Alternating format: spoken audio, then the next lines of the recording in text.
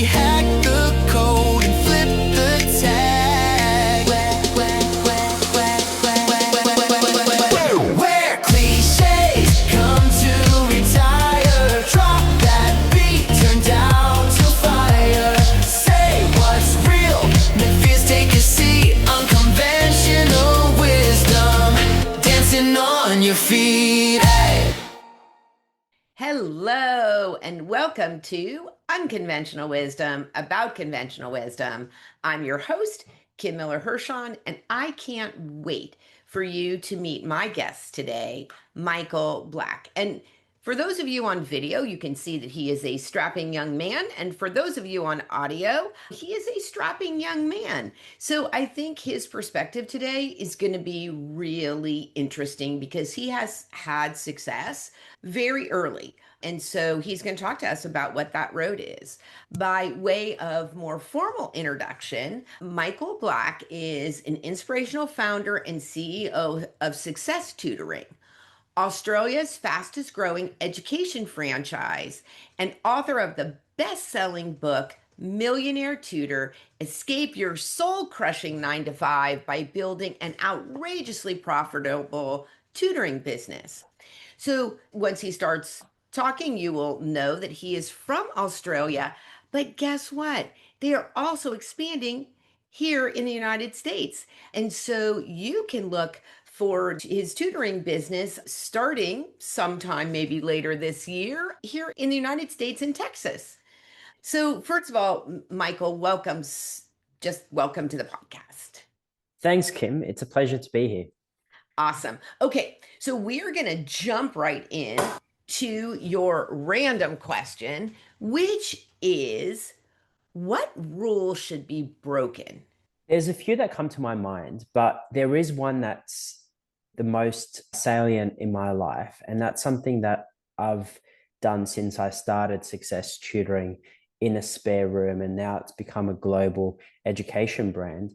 And that is that work-life balance is the goal. I don't believe that work-life balance should be the goal. I think having an integration and not having a balance, but integrating both is one of the strongest superpowers that any leader, CEO, or entrepreneur should have. And don't you think it really helps if you love what you do? But I think Absolutely. but it's a fallacy to say, oh, if you love what you do, it'll never feel like work. Not true, right? Not that, listen, like doing this with you, this is fun. But to say that none of this is work is a little like silly, in my opinion.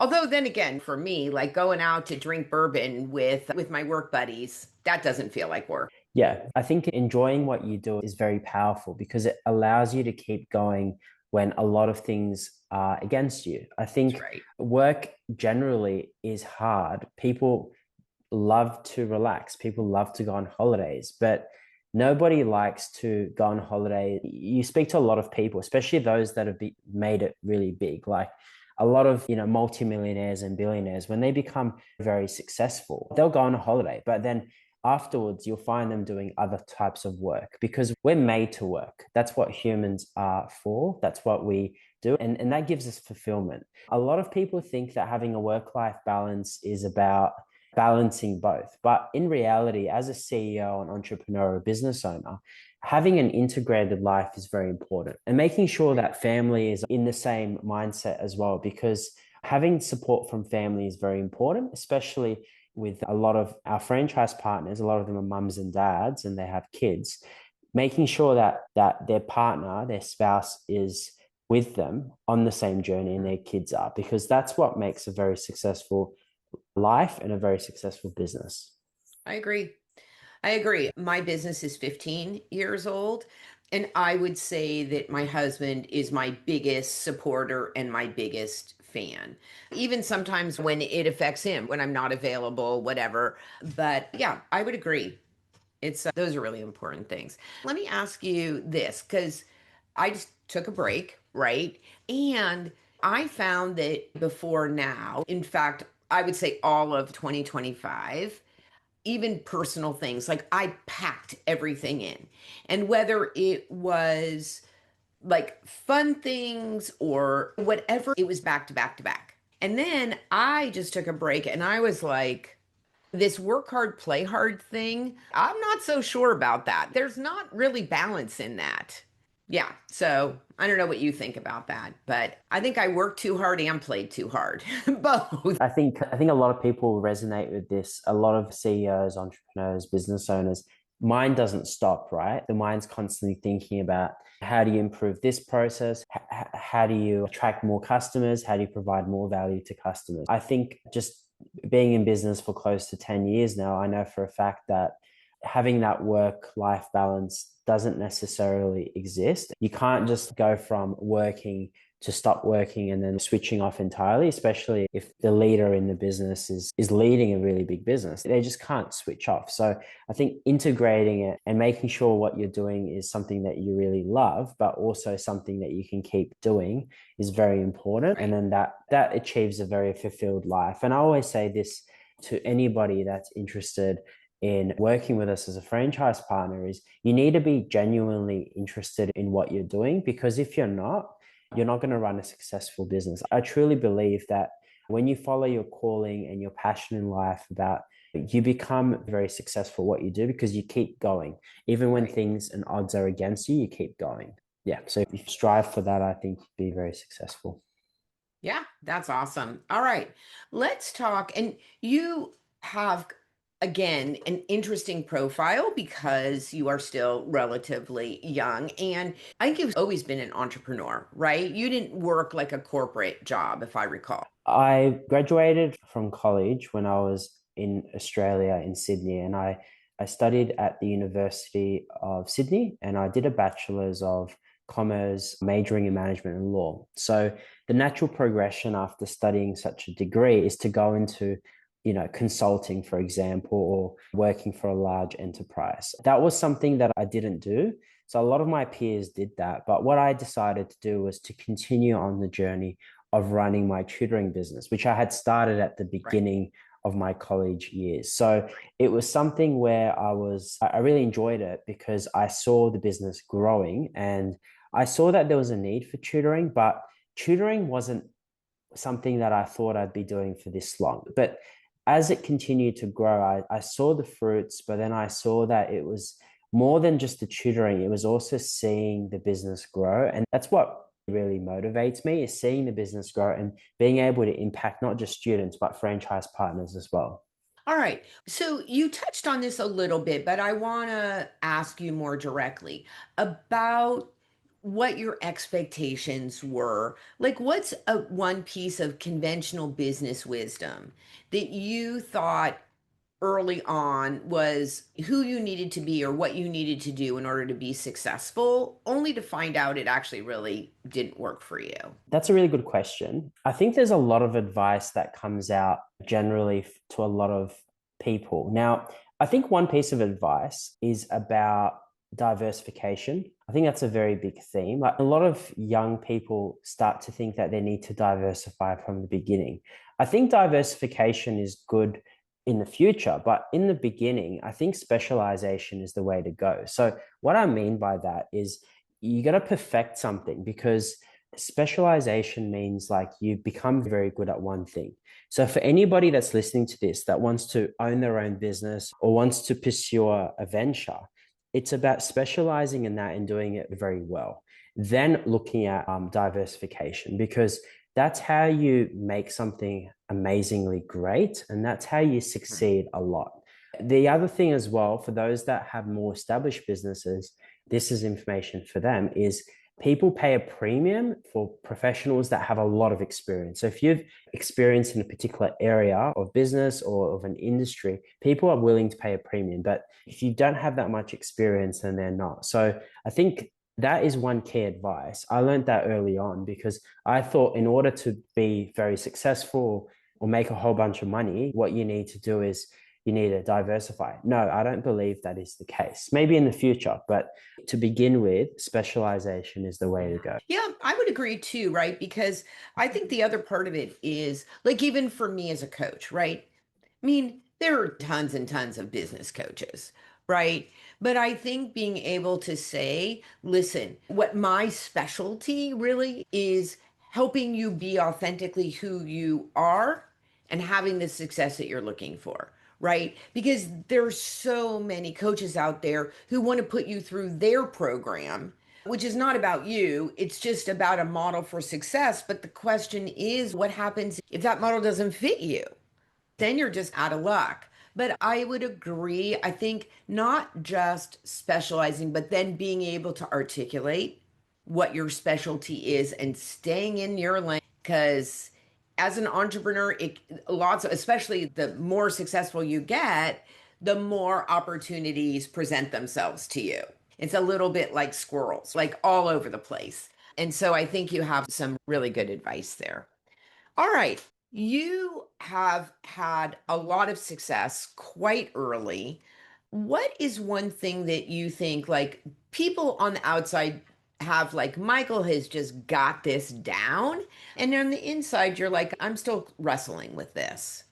I think you're always learning, right? In business, you're always learning. And every day that comes by, I'm always learning that I don't know as much as I thought I did. And so it's always about learning, educating yourself, and becoming better every day. Anyone that are like, I know everything about tutoring, for example, which is what I specialize in, is not correct. Like there's a lot of things that I'm learning every day.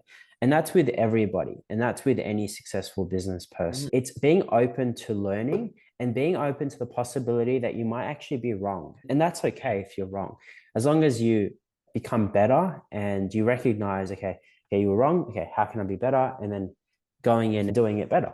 I think sometimes even just being able to say, I made a mistake or I was wrong about that is a really big thing. It's a really big thing to your team, to the people that you employ, because you're also, whether you want to or not, a role model for them. Yeah. If you have an expectation, and it's funny, like in some ways, I would say this is what keeps me in business.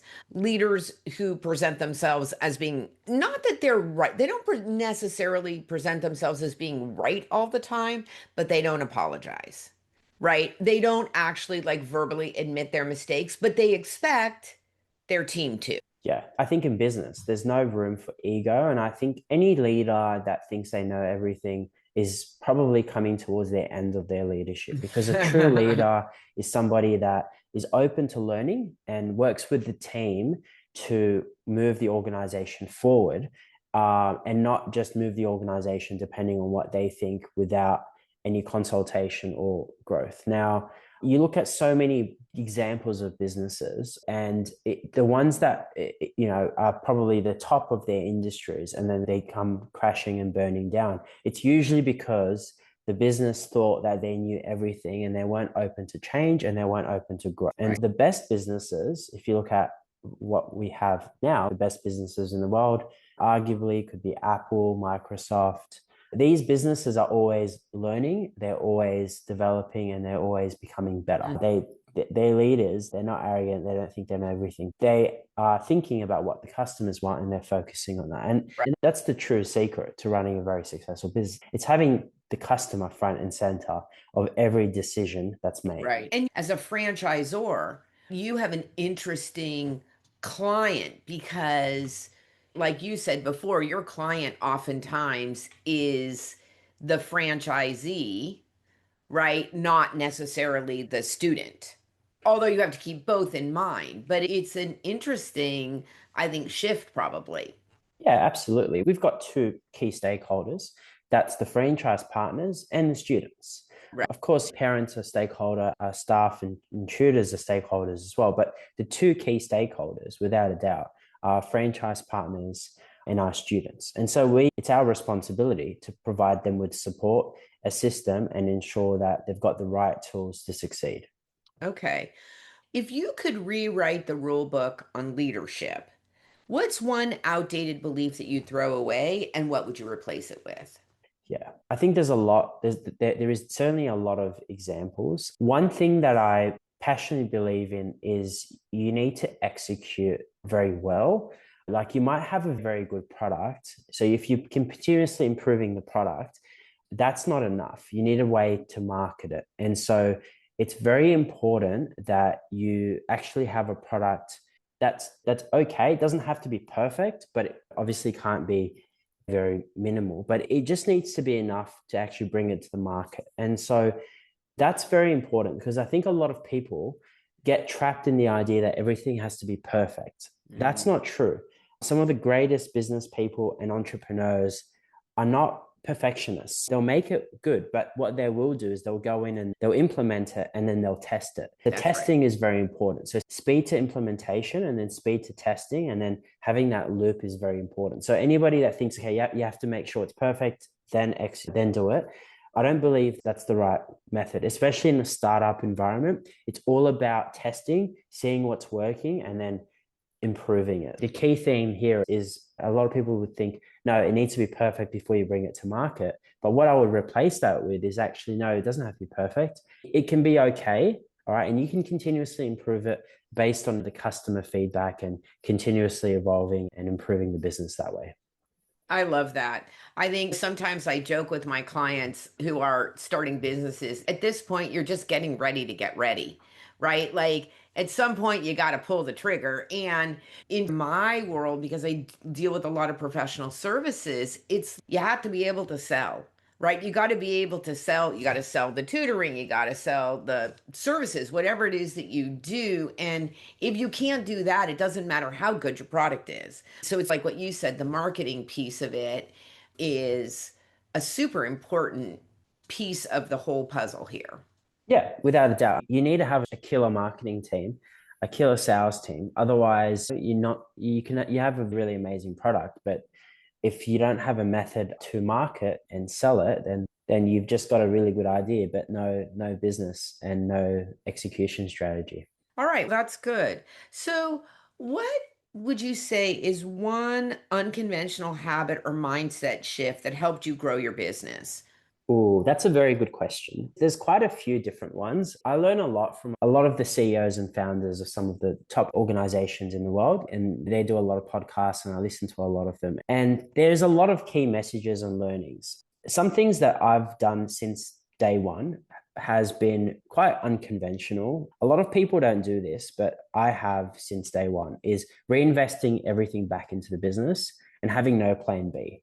So I actually don't have a plan B. I have a plan A, and that's to make this business successful. Yeah. So I just focus on this, make it successful. And what I mean by reinvesting is the business started in a spare room, only started with a couple of $100s. And then I kept reinvesting everything back and for the business to continue to grow.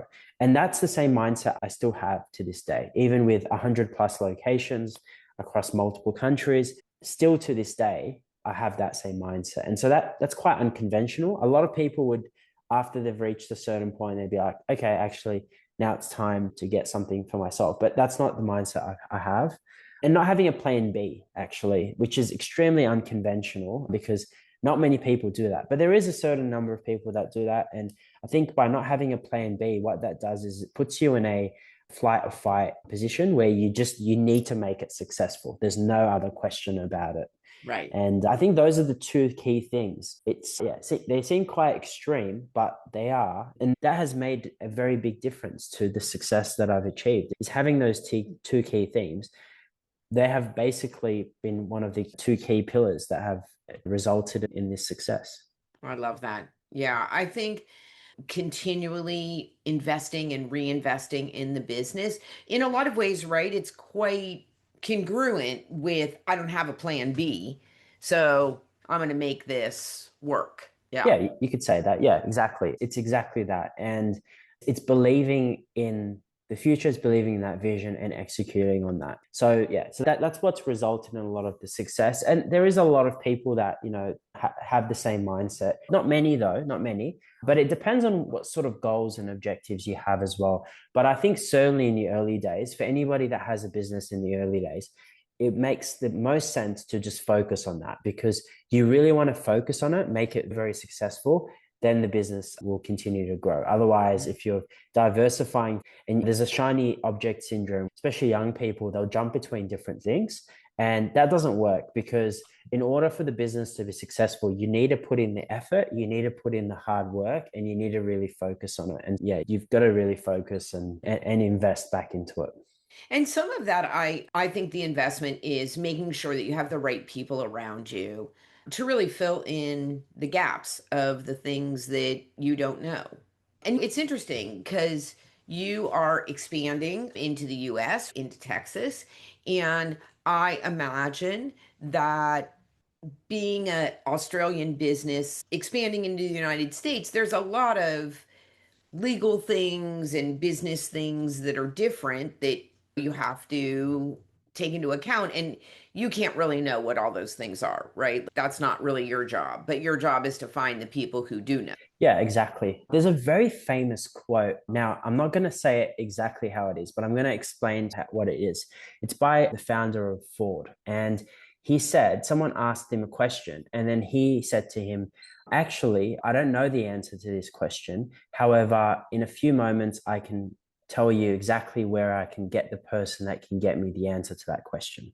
And so a leader, you don't have to be all knowing, right? You don't need to know everything. But what you need to be very good at is making sure you know where to get the information from and who to trust and which advisors to be able to rely on. At the end of the day, you as the founder, CEO, entrepreneur, business owner, that person is the one that makes the decision. But it's surrounding yourself with people with experience, then that way you can grow as well. No one ever knows everything, but it's about knowing who to go to when you Right. need the assistance. Okay, I'm going totally off script here and just okay. So is this your first time in the US? No, I've been in the US. This is probably my third or fourth time now. Okay. So what surprises you? Like that's different that oftentimes, right? Like we don't question what things are until we go someplace else and they're different and you're like, "Oh, that's interesting," right? I don't know. Is it the grocery store? Is it the food? What is different? There's a lot of things that are different. To begin with, the United States has a much larger population than Australia, as an example. So that's one thing. But one thing I've noticed is each state comprises of different laws. And so that's very different from what I'm used to in Australia and other countries, such as like the United Kingdom, to some degree Canada. Canada has a lot of similarities with the US, but it's still quite different. But generally, it's definitely the laws in different states. It's the way that, yeah, I think it's the way that people do business in the US as well. It's a bit different. I'm still figuring it out exactly, but it's certainly different than what it's done in Australia. But I love American culture. I think it's great. I can really get used to this. And I've been speaking with some amazing people here in the United States, and everybody is very friendly, inviting, welcoming, and very proud to be American, actually. There's a lot of very strong nationalism in this country, which I think is great, something that might be lacking in Australia. But overall, there's definitely a sense of camaraderie and just a really good United States. But yeah, that's my take on it so far. Overall, I think there's a lot of key similarities, but differences as well. I think the differences are the ones that are more hidden, like you can't really see them. Everyone speaks English here. We might have different accents, but the reality is everyone speaks English. It's a Western sort of civilization, so it's not too different. If you go to the Middle East, for example, it's much more different, or you go to Russia. So you've got different cultures, but overall it's quite similar. Yeah, I feel at home in some areas of the United States, others maybe not so much, quite different, but overall it's been a good experience. Good, good. All right. Last question for you. It's a two-parter, which is many leaders, no matter how successful they are, will feel imposter syndrome at different times. So, the two questions related to that, and by imposter syndrome, either a lack of confidence or that sort of just trigger about not enough. So, for you, what circumstance is it going to come up for you if it does? And second of all, how do you get yourself back to moving things forward? Yeah, I had that very early in my business journey. I still have it now, but definitely not as much as I used to. In the Right. beginning, early days, I was age 20 and I was trying to get my first commercial lease. So I was looking at finding a commercial space to lease it. And I was 20 years old, had no idea how to negotiate a commercial lease. And I definitely felt imposter syndrome there. I had a meeting with the owner and explaining to them the terms and trying to get a good deal. That was one example. There's just been so many examples. Another example was when I was hiring my first staff. Like I felt imposter syndrome because I was like, I didn't know what questions to ask, right? I was just as nervous as the person I was interviewing, actually. It's a real fact, right? So these are the two examples. I'm sure there's many others. Another example was hiring the first tutor that was not the same age as me, because I originally we were hiring tutors that were younger than me because I started the business when I was 17. So I was like, hiring people similar age to me, maybe a bit older. But when I got to 18 and 19, I was hiring those that were 18 or 19. So similar to my age, but hiring people older than me, I felt a bit of imposter syndrome. There's been so many examples of scenarios in the business. These days, it's a bit different. When I released my first book, Millionaire Tutor, I felt a bit imposter syndrome speaking about the book and doing the signing. So there is every journey, there is imposter syndrome. Now, there is something that I always refer back to, and that is a book that I had read in my very early stages of doing business. And that's called The Power of Positive Thinking. And that was a very important book for me because it told me that actually you need to have inner belief in yourself. You need to have belief in God, and that everything in life you can accomplish. You just need to have that inner belief. And that has definitely helped me personally. And I think for anybody that is struggling with imposter syndrome is just pushing through and having belief in yourself. You need to look at yourself in the mirror and say, you've got this, right? Because that's how you can actually overcome this. Imposter syndrome is great because it means that you're pushing yourself to other limits where you otherwise are not very comfortable. So that's okay. It's just pushing through and, recognizing it feels a bit imposter syndrome. But there is a saying, Kim, and a lot of people would hear this saying and they'd recognize it. It's fake it till you make it. Now, to some degree, that's what imposter syndrome is. You feel like you're not supposed to be there, but you're faking that you're supposed to be there. And then you end up being there and then everything becomes okay. Yeah, I just put out actually a newsletter today about overthinking. So there's a lot of, right, don't overthink, right? And same as what you're talking about with imposter syndrome is my philosophy is you're gonna overthink.